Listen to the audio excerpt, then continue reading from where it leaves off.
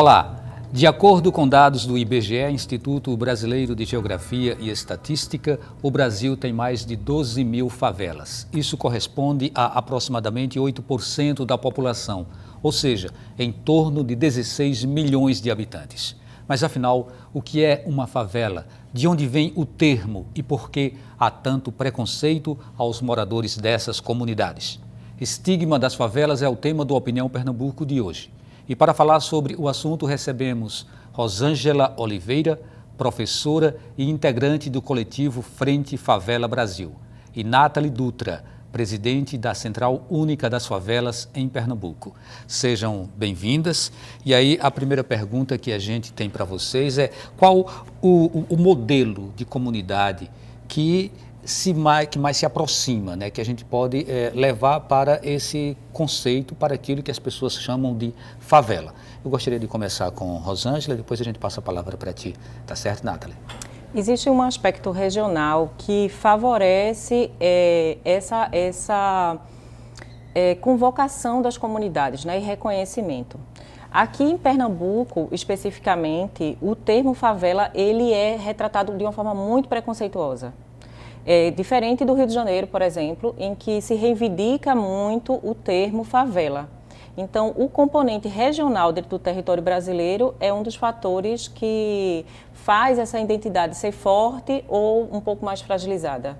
E historicamente, como é que a gente tem essa chegada, essa presença do termo e, obviamente, da comunidade que se enquadra nesse modelo? Nathalie. Sim, então, falando em linguagem, né, igual a gente fala em favelês, né, com as pessoas onde a gente consegue falar ali com eles diretamente, a gente fala que são ali são consideradas aquelas partes que são invasões, morros, aqui nem tantos morros, né, porque Pernambuco, né, uma cidade litorânea, Recife uma cidade litorânea, então não tem muitos morros, apesar de que a gente tem algumas favelas aqui sim que são morros, mas morros, invasões são considerados ali, né, esses lugares de favela. Que são, não sei se eu respondi o que você queria. Desculpa. Não, mas é exatamente isso, certo, né? Então, né? assim, o crescimento urbano, esse inchaço dos grandes centros urbanos, o êxodo rural também, né? Inclusive tem teorias que dizem que as primeiras favelas elas teriam surgido a partir de Canudos, né? Que trabalhadores remanescentes de Canudos teriam migrado para os trabalhadores, os soldados, né? Eles... Sim. Os trabalhadores, os soldados que vão para a Guerra de Canudo, existe um apontamento histórico que estabelece as primeiras favelas no sertão da Bahia. Como também diz que no sertão da Bahia totalmente não foi ocupado e que esses soldados, ao voltarem para o Rio de Janeiro, eles ocupam o Morro da Providência e essa sim se torna a primeira favela do país. Agora tem um outro dado que é curioso, eu, inclusive me surpreendi uma vez que eu estava andando pelo sertão e o pessoal disse, um pé de favela. Eu sou do Agreste, nasci no Agreste e depois eu vim para cá, né? Estou há mais de 40 anos aqui. Mas eu não conhecia o nome favela associado a uma planta. É uma planta. E diziam que é uma planta e que essa planta teria já uma relação com isso, né? Que essas pessoas que eram chamadas de favelado, né? Favelado, favela, tal, teria de alguma forma uma relação com isso. Bom, mas aí é uma teoria que não é bem o caso, acho que é melhor a gente se aprofundar aqui na questão crucial do programa, que é a estigmatização.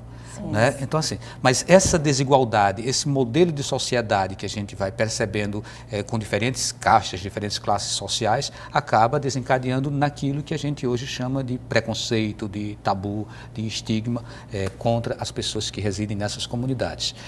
E aí, Nathalie, o que é que isso tem a ver, por exemplo, com urbanização desordenada, com infraestrutura, com ausência de poder público, né? Gostaria que você falasse exatamente sobre esses aspectos a partir de agora. Ótimo, sim. Bom, a favela ela é um lugar ali onde muitas das pessoas estão, né? Não por escolhas, nascidas e criadas ali. E aí, com esse aumento, né, da população nas favelas, casas construídas ali desordenadamente, né, foram ali habitadas, né, de uma forma desordenada, onde o governo, o poder público não tinha o que fazer. Eles então entraram ali depois só mesmo para poder passar asfalto, iluminação, etc. Mas questões de construções, né, civil ali, a gente já sabe que elas não são, nem todas elas são legalizadas. Inclusive ali, quando acontece algumas chuvas ou alguma coisa do tipo, a gente já sabe que isso pode acontecer, algumas ali, inclusive nessas regiões, né, acontece mesmo de desabar ou alguma coisa do tipo, porque elas não foram legalizadas ali, mas a gente sabe que é o único espaço da pessoa ali que é nascida e criada para poder morar. Então, quando ela tem esse espaço ali criado como dela, ela faz ali desse espaço o seu lar, né, a sua casa. Então, a partir disso, né, cria-se ali as favelas, as casas, um puxadinho que a gente fala carinhosamente, que é quando a nossa mãe mora na frente, atrás a gente faz um puxadinho, em cima o irmão vem e faz outro puxadinho, e quando você vai ver ali, a família toda mora no mesmo terreno de forma desordenada, vem ali o poder público, não pode fazer mais nada porque já foi ocupado tudo, vem ali, asfalta e tenta dar algumas diretrizes, né, para esses moradores de favela, para que nada de ruim aconteça com a estrutura da casa, alguma coisa do tipo.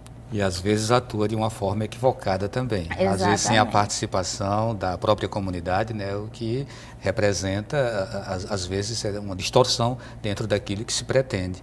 Mas, Rosângela, essa questão das políticas públicas adequadas ou não, né, a gente também deve aprofundar um pouco dentro desse programa, mas tem uma outra coisa que eu queria trazer para cá. O termo favelado, ele é um termo pejorativo, né? Até que ponto você dizer, olha, você é favelado ou você é favelada e isso dói, né? O termo existe e no dicionário até poderia ser aplicado se não houvesse lá esse ranço de preconceito. Queria que você falasse um pouco sobre isso. Então, a gente precisa compreender a favela como um espaço predominantemente constituído por pessoas negras. Então, o perfil racial é um fator que também estabelece o ponto do estigma, né?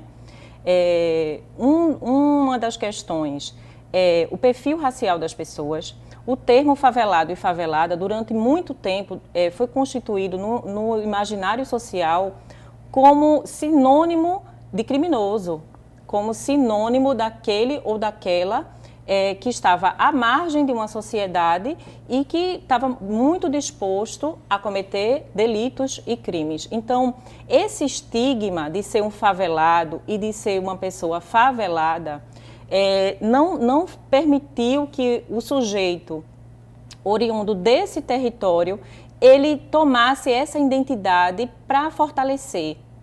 Porque existe um imaginário social constituído, inclusive pela mídia, né, que naquele território não existia uma agenda positiva.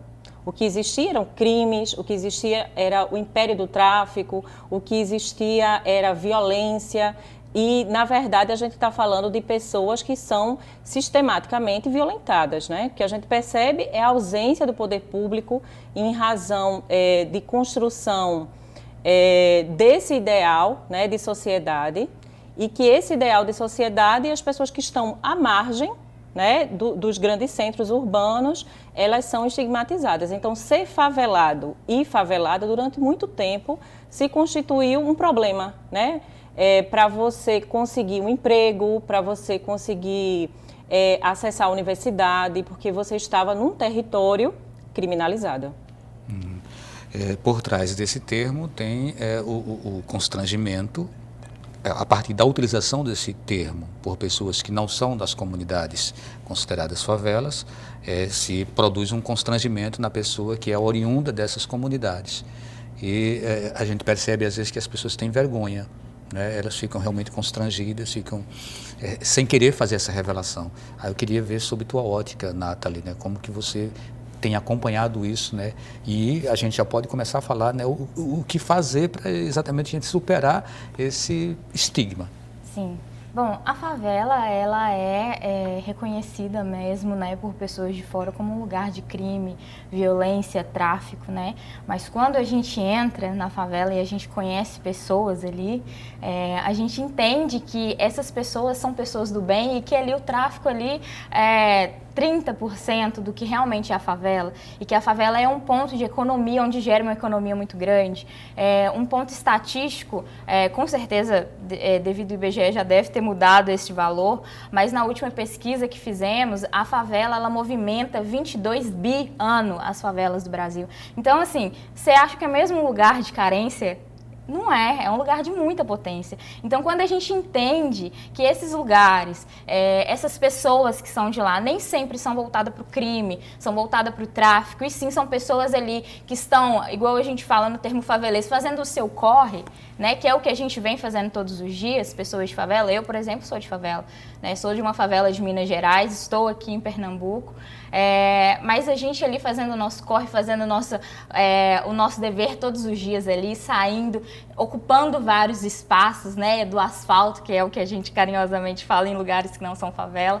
Então, quando a gente traz esse reconhecimento de que somos de favela e de que a favela ela não é um lugar carente, ela não é um lugar ali de só crime, lugar de violência, lugar onde a gente fica pedindo ali assistencialismo ali para o governo, quando a gente entende, internaliza pra gente que é um lugar potente, que é um lugar onde movimenta assim economia, que é um lugar onde a gente pode fazer dos nossos, e quem vem junto com a gente. Então a gente entende a partir disso que é um lugar de grande potência, né? E a gente sai desse lugar aí do coitado, de coitado, pequeno, de triste, de envergonhado. Muito pelo contrário, a gente fica orgulhoso com o que a gente faz, com o movimento que a gente faz e o que os nossos ali, né? Que a gente sabe que muitas das pessoas, sim, existe sim a parte de criminalidade, né? A parte da violência, mas que a maioria ali são pessoas do bem, são pessoas trabalhadoras, são pessoas ali que estão todos os dias levantando ali, fazendo seu corre, são pessoas empresárias que muitas das vezes não se reconhecem empresários, e quando a gente vem, a gente pega na mão e fala assim, cara, olha o tanto que você movimenta aqui de dinheiro, você é um empresário sim, tem uma lojinha aqui, um puxadinho ali, e aí quando vai ver, o cara é empresário dentro da favela, movimenta mais de 10 mil meses ali. Então, a gente sai desse lugar, né, de se entender como carente, né, de se entender ali como coitado, e a gente começa a se reconhecer como um espaço potente, um espaço onde a gente pode crescer, um espaço onde a gente pode fazer grandes coisas, onde a gente pode movimentar a economia. Então, basicamente, né, nós somos sim um espaço muito potente. Esse termo não, esse sentido de orgulho, a gente percebe que ele vem num crescente. Sim. Quer dizer, ultimamente as pessoas vêm começando a defender essa bandeira e dizer, eu tenho orgulho de ser dessa comunidade, de ser da favela. E aí, Rosângela, eu perguntaria a você, qual é a dimensão, né, desse orgulho dentro da favela? Então, a produção criativa, a partir da cultura, eu acho que dinamizou muito, né, esse aspecto. Existem hinos à favela, né? Eu só quero ser feliz no lugar onde eu nasci e andar tranquilamente na favela onde eu nasci, né? E aí poder se orgulhar. Essa dinâmica da produção criativa, essa dinâmica do reconhecimento territorial, eu acho que traz uma nova narrativa para aquele espaço, né?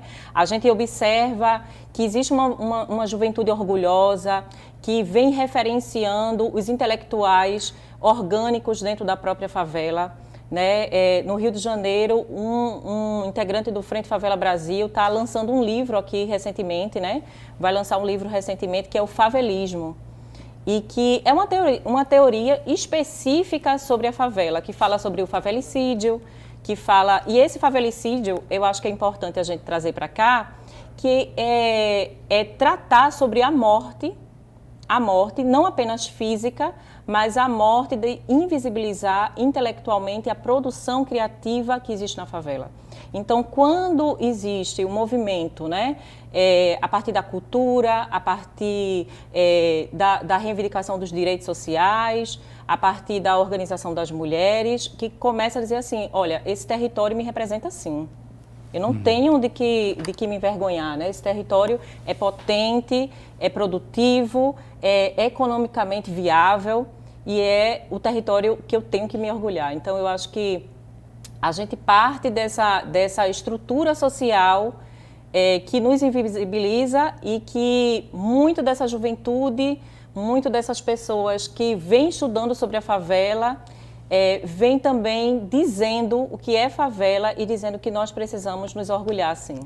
Nos parece que isso está muito latente dentro de pessoas que estão na luta, que estão buscando exatamente essa nova percepção, essa nova forma de se perceber a favela. Mas quando a gente vê no noticiário algo dizendo que um batalhão da polícia entrou dentro de uma favela e aí atirando contra bandidos e que inclusive pessoas que não tinham nada a ver com aquilo acabam indo a óbito, né? Ou seja, me parece que o próprio Estado, ele, aí representado pelas forças policiais, ele ainda tem essa coisa muito enraigada, né? A coisa do preconceito. Ou seja, como é que vocês analisam esse tipo de ação, esse tipo de procedimento? Que chega dentro de uma favela e se apropria daquela favela, como diz, que é um espaço que eu posso dominar e de repente ali se instala uma divergência muito grande, porque já tem inclusive grupos ali dentro que dizem esse território é meu. Nathalie. Sim, bom, quanto à nossa instituição CUFA, né, se me permite falar um pouquinho sobre. Sim. A CUFA, ela foi criada, né, através do Celso Ataíde, a Rosângela falou um pouquinho sobre a história dele, né, ele lançou livros, hoje palestrante também. Ele criou a CUFA porque ele estava dentro deste movimento, estigmatizado, e ele falou, pronto, estou aqui dentro, o que eu posso fazer para poder mudar a minha realidade, o meu território aqui? E aí, a partir disso, ele entendeu que se a gente fica lutando contra, né, ficar lutando contra governo, contra prefeitura, etc., a gente nunca consegue.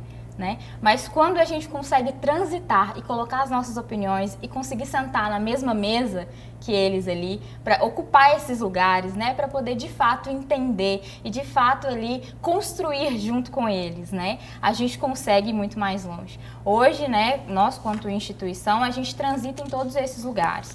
A prefeitura, nossa parceira, o governo é nosso parceiro, não só do estado, do país também, assim como nós atuamos, né, em 64 países, em todas as favelas do Brasil, e a gente transita assim nesses lugares e a gente tem espaço em mesas onde a gente coloca também a nossa opinião sobre, onde a gente consegue conversar, onde a gente vai colocando a nossa opinião e eles entendendo de fato, né, e não vendo só o que a mídia mostra, que é um lugar ruim, que é um lugar onde precisa de intervenção policial a todo momento, que ali existem famílias que podem ser atingidas também. Então, quando a gente tem esse lugar, né, na mesma mesa e a gente consegue falar sobre a mesma coisa de uma forma muito objetiva e coerente, a gente consegue ali não ficar lutando e batendo cabeça contra eles, né? A gente consegue ali juntos na mesma mesa traçar ações onde a gente consegue juntos ali fazer ações contra o tráfico, né, sem prejudicar ali o restante da população, que a gente sabe que a maioria são pessoas do bem. Rosângela, qual o sentido da palavra resiliência dentro de uma favela? Então, eu acho que resiliência descreve muito a favela, né? A gente fala de mulheres dentro de um território predominantemente constituído a partir da violação de direitos, né? Porque é importante a gente dizer isso, por mais que a gente se reivindique favelado e favelada, a gente também não pode romantizar que os espaços, ainda existe muita ausência do poder público e que essa agenda positiva que existe dentro dos territórios de uma forma muito objetiva e de uma forma muito funcional é estabelecida por uma agenda dos próprios moradores, né, de organizações parceiras, como a Central Única das Favelas, a Frente Favela Brasil, né, que é um organismo que vem fazendo esse enfrentamento e essa denúncia, né, porque você pontuou um braço muito importante do Estado, que é a Polícia Militar, que quando invade, né, as comunidades de uma forma muito trágica. E pensando nisso, nessa resiliência, nessa resistência, a gente precisa tratar a partir da cidadania.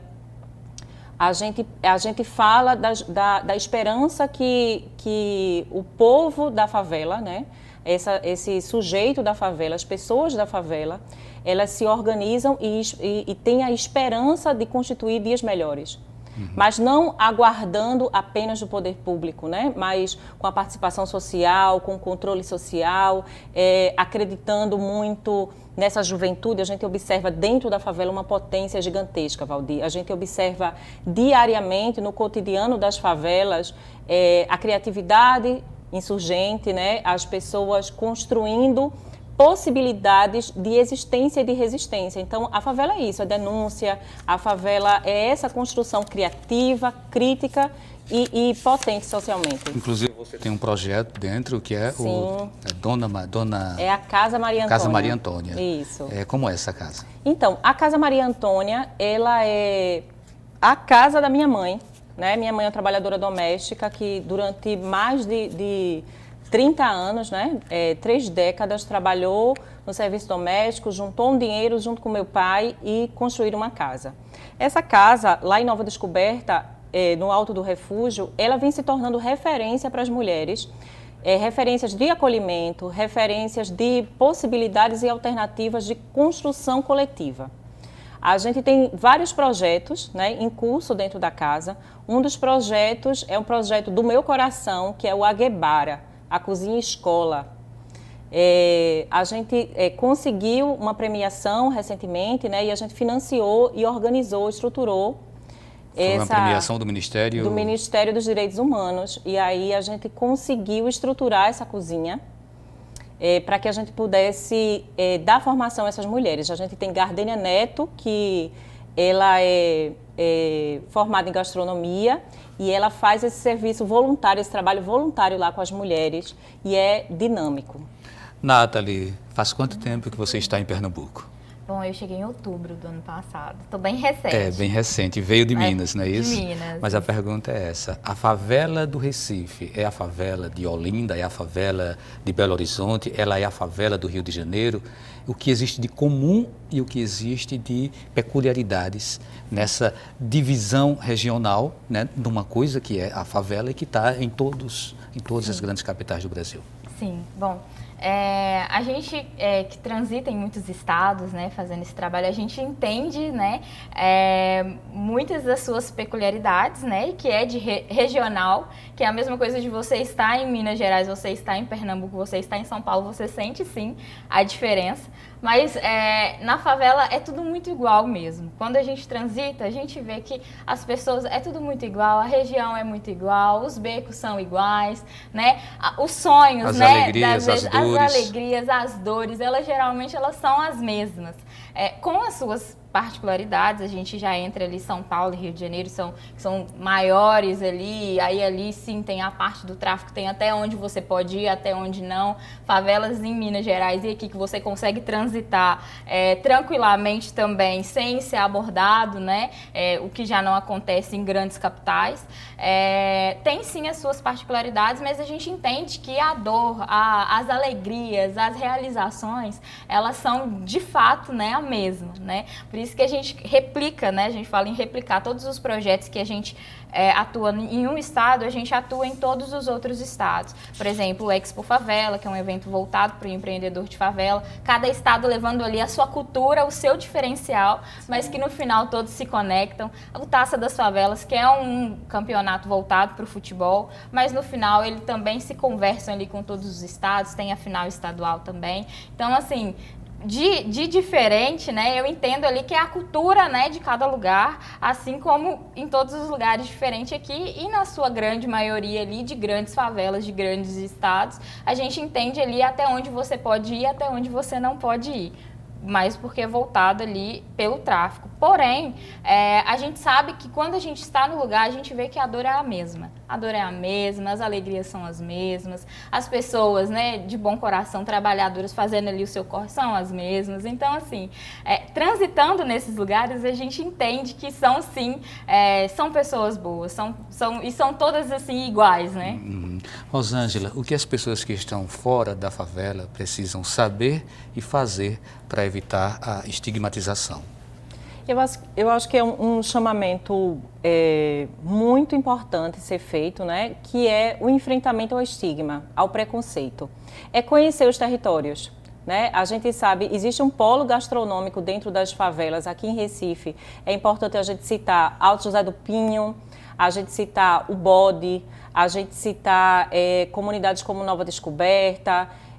Eu acho que transitar nesses espaços é muito importante conhecer. É muito importante furar a bolha, né? Furar essa lógica que marginaliza e que faz as pessoas viverem sempre a partir do viés do não consegue. Então, oportunizar esses momentos, construir esses espaços de conhecimento, de encontro, de vivência dentro das comunidades. E qual o papel da família e da escola na busca por essa nova visão, uma visão de uma sociedade mais igualitária? Sim, Nathalie. Eu sou nascida e criada, né, que fala, sou cria da favela. E, assim, o papel da família ele é muito importante ali, porque a gente entende que o apoio da família, né, desde o início, ele já diferencia ali o indivíduo, né. Eu, como fui criada dentro da favela, conheci muitos meus amigos ali, tinham apoio da família, muitos não, e a gente já entende ali para onde foi ali o caminho de cada um no final, né? E a gente sabe que o apoio da família ele é muito importante, da escola também. E quando a gente traz essas ações de escola para dentro das favelas, a gente tira eles ali de possíveis coisas que acontecem de ruim dentro da favela, a gente consegue trazer eles para outro espaço. Um espaço voltado para a educação, um espaço voltado para a cultura, um espaço voltado ali de muitos projetos, né, onde a gente engloba o futebol, a cozinha solidária, e a gente tira essas pessoas, né, desses espaços onde elas poderiam frequentar e a gente traz ela ali para próximo, né, de coisas boas e coisas ali que a gente pode realizar juntos. O papel da família também é muitíssimo importante, porque o apoio da família ele é fundamental e desde o início, né, a gente já vê isso, a gente vê uma pessoa que é criada ali com todo o apoio da família, a pessoa que ela não é criada com o apoio da família e aí ela precisa de diretrizes que o mundo ali vai dando para ela e o que ela vai achando que é certo e que é errado. Seria mais ou menos por aí, não negue o seu gênero, não negue a sua cor e não negue o lugar onde você mora. Seria por aí, Rosângela? Sim, eu acho que reivindicar esse CEP, né, reivindicar esse território é um espaço, é o primeiro passo para a gente colaborar com uma narrativa diferente, né? Falando sobre a potência, falando sobre a existência do fazer dentro das favelas. Eu acho que reivindicar esse local de existência é muito importante, né? Ok, nós agradecemos muito a presença de vocês no Opinião Pernambuco. A Rosângela Oliveira é professora e integrante do coletivo Frente Favela Brasil, e a Nathalie Dutra, presidente da Central Única das Favelas em Pernambuco. A todos e todas que nos acompanharam, o nosso muito obrigado e até um próximo encontro.